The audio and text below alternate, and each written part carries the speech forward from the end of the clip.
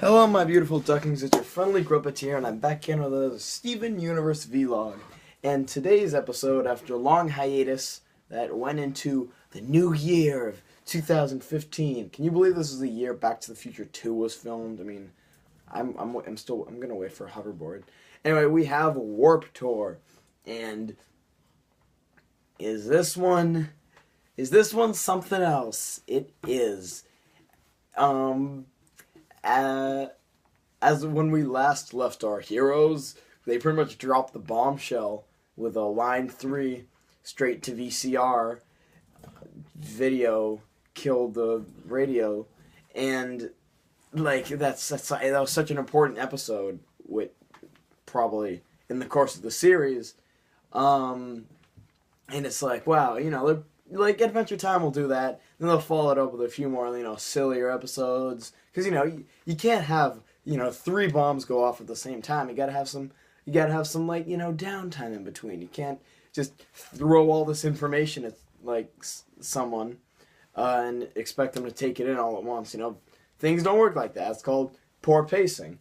So with the hiatus, which took place over Christmas, probably the vacation that all of Cartoon Network had off, the writers pretty much took that time as their few downtime episodes, and then boom, first episode of the new year, let's throw another bomb at them. So Warp Tour is definitely something else. The episode starts, Steven and the Gems are in this really nice yeah, I have Ebola, so I might be coughing a few times throughout the video. Of course, best way to start off the new year, sick as a dog with your horrible cough. Anyway, so yeah, I might cough like that. Don't kill me or whatever. Anyway, as I was saying, Steven and the Gems are on a mission.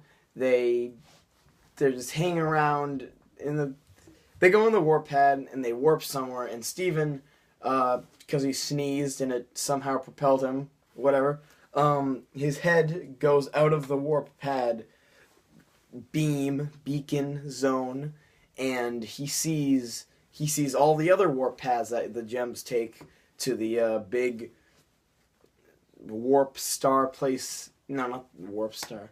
I'm thinking of Kirby. The warp pad place that we saw in, I think it was Steven the Sword Fighter. I don't know, the one where he's putting up the breakfast stickers on all the.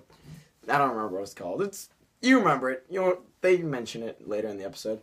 And Steven sees in one of them a little figure, a little orb figure floating up. And when he tells the Gems this, Gems obviously, they're like, no, Steven, nothing else exists except Lapis. We kind of established that a few episodes prior, but whatever. Anyway, and the lion, but whatever. Lion, who knows if you can warp, whatever.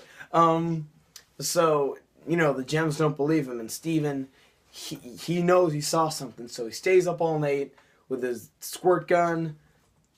Gems are like, alright, Steven, you really want to look, let's go look. So they look around, and Steven, they go to a whole bunch of locations from past episodes, which is a pretty nice, way to use some pretty nice backgrounds again, like the one in, I think it was Roommate.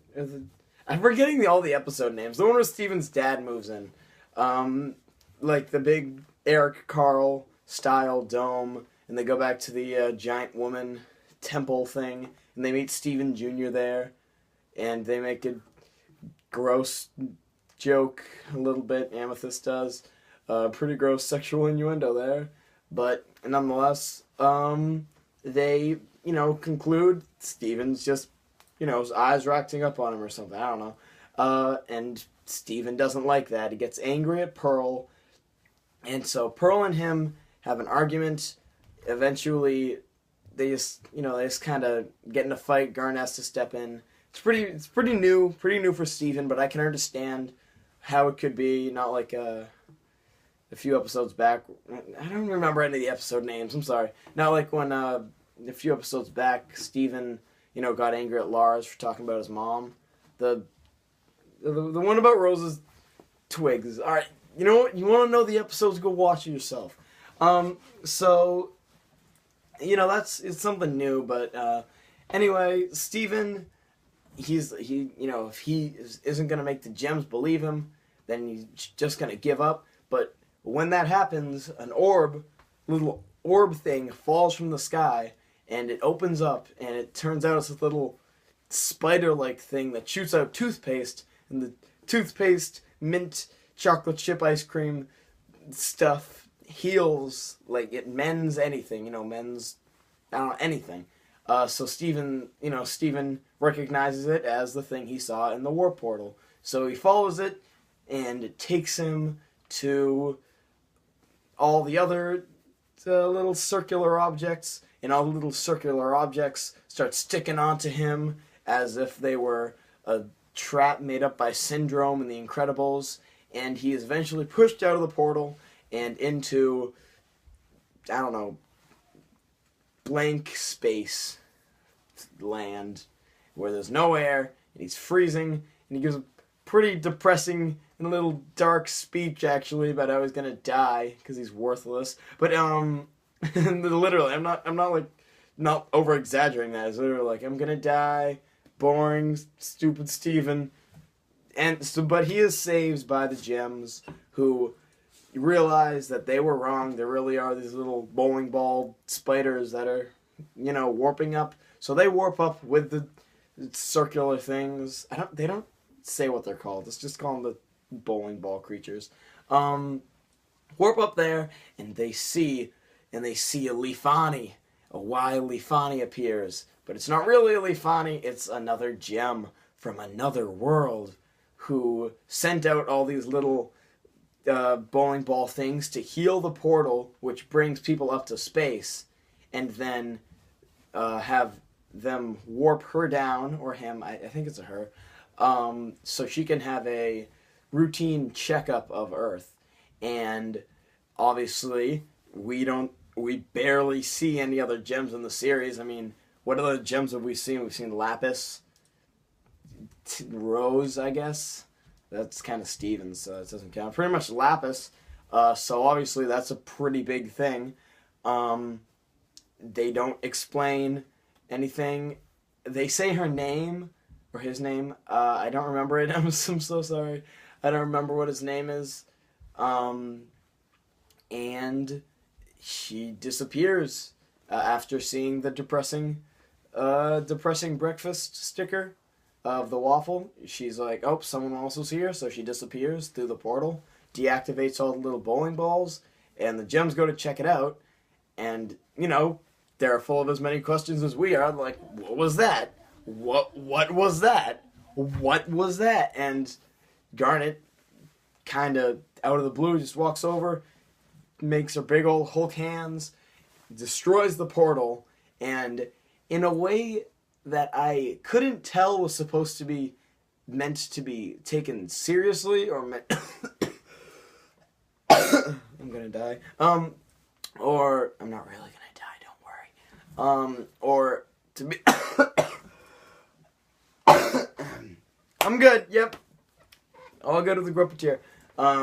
Or I couldn't tell if it was meant to be taken seriously or meant to be taken humorously, but, with the edge of seriousness, I guess. I don't know. She says, whatever it was, it's not coming back here. And whoosh, no little cute little star zooming out. No little, ha ha ha ha, silly joke. Nope, not coming back. Whoosh, and end the episode. That was kind of thing to drop on us. And I can understand why they do that. Like, I can understand they use the hiatus. Interestingly so, pretty well planned there, Sugar. I'll give you that. They planned it so the big bombshell episode, then they have a big hiatus, and then another bombshell episode instead of just putting in filler episodes, which is a pretty good sign. I like that. You guys should have more vacations more often. Send this video to Cartoon Network. I'll make a petition. So obviously the new gem that appears there's a new gem that appears. That alone, is going to be really essential to the story. Big plot element probably for the rest of the series. Garnet being so neglectful of the existence of the gem is also probably a pretty big thing in the series. My dog is walking into my room. There he is. Get out of here.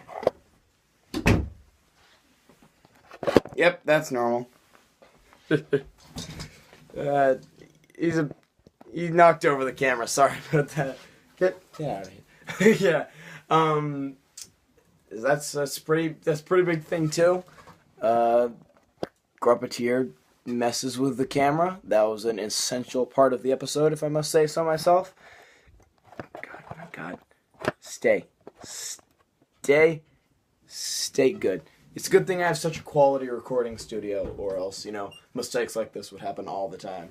Anyway, I really like the design of the character. As I said before, it kind of does look like Leafani from Pokemon, but they use trapezoids and, well, that's pretty much it. Trapezoids and other, no, that's it, trapezoids in a pretty interesting way. Like, her head is is part of the trapezoid, but also what would be, I guess, his or her, let's just call her her, I'm pretty sure it's a her.